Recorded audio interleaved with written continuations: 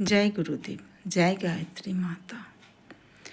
आज हम बात करेंगे रिश्ता हो या रास्ता।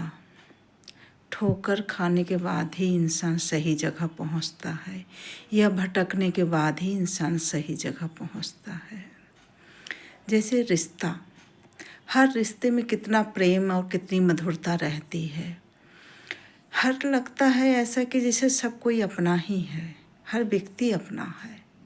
पर जब इंसान के पास मुसीबत आती है या इंसान जब किसी दिक्कत या परेशानी में पड़ता है, तब उसे लगता है कि ये सारे लोग हमारे हैं और हमारी मदद करेंगे। पर उस वक्त कोई मदद नहीं कर पाता है।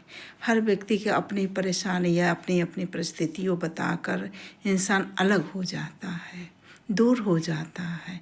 उस समय समझ में आता है कि कौन अपना है और कौन पराया है।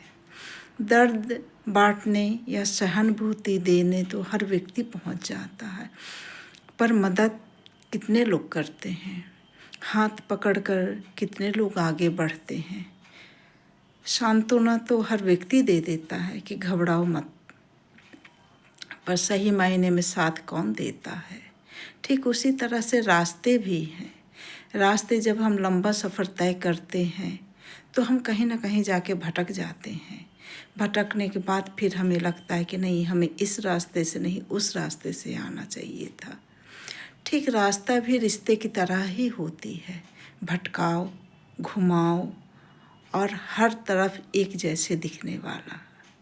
कई मोड़ों में हम जाते हैं तो ये सारे मोड़, सारे रास्ते एक जैसे दिखने लगते हैं और समझ नहीं आता कि हमें किस रास्ते से गुजरना है। वहीं पे भटकाव हो जाता है। ठीक उसी तरह से हमारा रिश्ता भी होता है। हम सबसे ज़्यादा इंसान एक दूसरे पर विश्वास करने लगता है कि ये सारे रिश्ते हमारे हैं, ये सारे लोग हमारे अपने हैं। पर सही बात तो ये है कि इस धरती में कोई किसी का नहीं है सिवाय भगवान या गुरु के। भगवान या गुरु ही अपने सच्चे साथी हैं, दुख दर्द के साथी हैं, सहारा देने वाला व्यक्ति है। जब कोई फरिश्ता बन के हमारे सामने या हमारे ज़िंदगी में आ जाता है और कोई हाथ पकड़ता है तो हम क्या कहते हैं कि ऐसा व्यक्ति एक आया जो भगवान बन के आया हमारे ज़िंदगी में।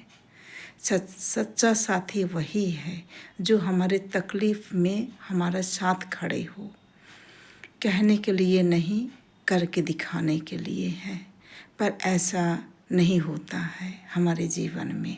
हमारे जीवन में हमेशा दुख दर्द कहने के लिए लोग बांटते हैं, हकीकत में नहीं बांटते।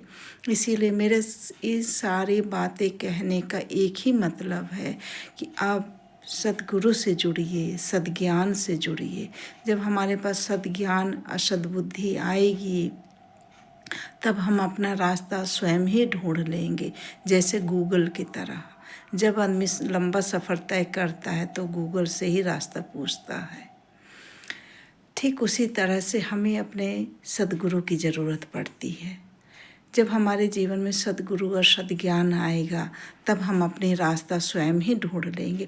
चाहे कितनी भी बड़ी विकट परिस्थितियों से क्यों न गुजरना पड़े, हमें कितनी ही बड़ी संकट से क्यों न गुजरना पड़े, हम अपना रास्ता स्वयं ही ढूंढ लेंगे कि हमें किस रास्ते से चलना पड़ेगा।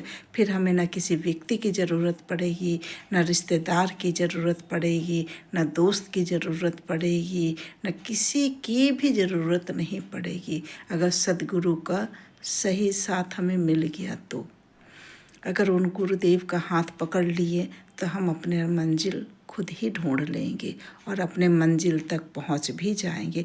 वहाँ पे ना किसी को पूछने की ज़रूरत पड़ेगी और ना ही किसी से कुछ कहने की ज़रूरत पड़ेगी, क्योंकि सद्बुद्धि सद्ज्ञान एक दीपक की तरह है जो हमारी अंतर आत्मा में रोशनी करती है, प्रकाश करता है और हमें सही रास्ता दिखाता है, सही मार्ग दिखाता है।